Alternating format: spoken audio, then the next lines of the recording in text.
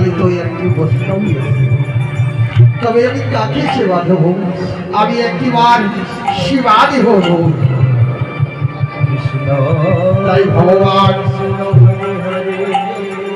ছদ্মবেশে কাকাকর্ণর দুয়ারে প্রবেশ করলে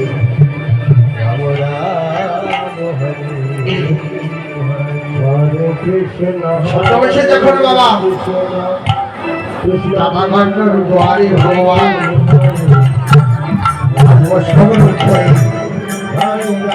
ওই কাকাকর্ণর দুয়ারে চলেছে,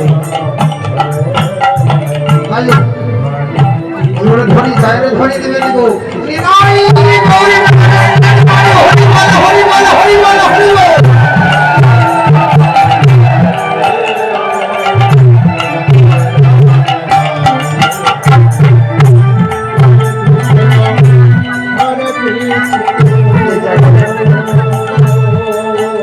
আমার বাড়ি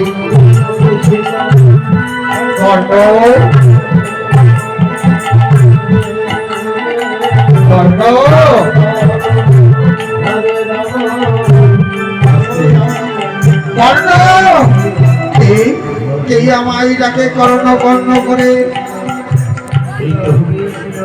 এই প্রভাত কালে আমার দ্বারে এসেছে বৈষ্ণব।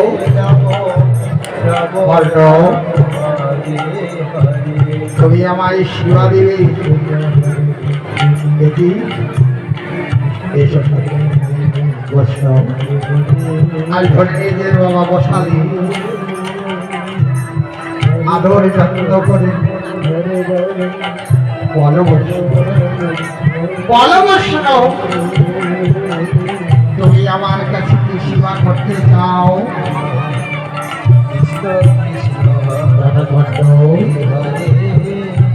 আমি তোমার কাছে যা সেবা করতে চাইবো তুমি দেবে?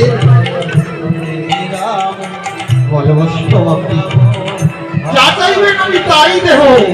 একবার চেয়ে দেখো তুমি তো আমায় দিতে পারবে। আপনি একবার চেয়ে দেখুন, আমার দুয়ারে এসেছে, তাই আমি বৈষ্ণব সেবা দেব। আপনি চেয়ে দেখুন, তুমি আমার মাথায় হাতে রেখে কি সত্য করো, তুমি দিতে কি পারবে?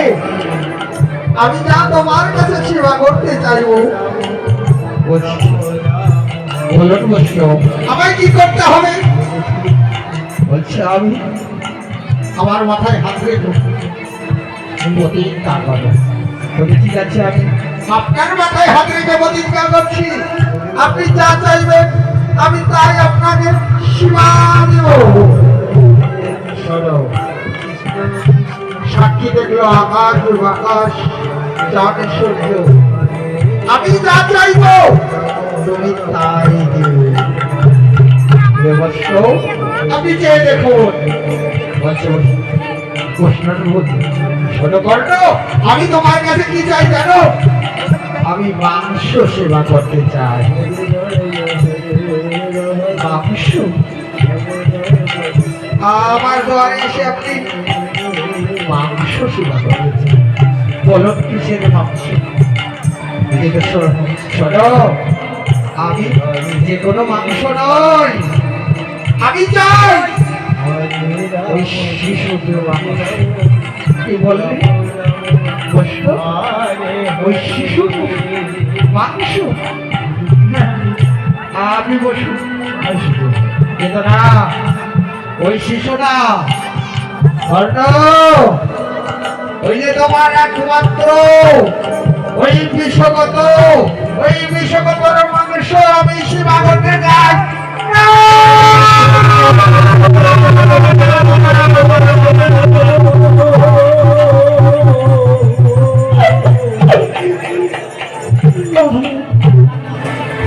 আমার যে একমাত্র সন্তান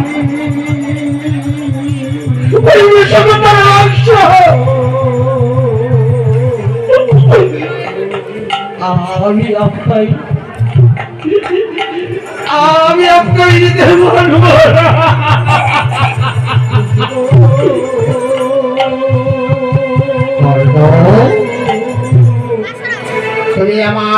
মাথায় হাত রেখে তুই সত্য করেছি তুমি দানবীর দাতা সত্য কিন্তু পারবে না। আমায় সীমা দিবি কৃষ্ণ আমার সন্তানের বিনিময়ে আপনি যা চাইবেন আমি আপনার কাছে হাসি মুখে সীমা দিব কিন্তু আমার সন্তানকে আমি আপনার কাছে ভিক্ষা চাইছি। সরলাগণ্য তুমি দাতা গণ্য হয়েছ তুমি দানবীর তাই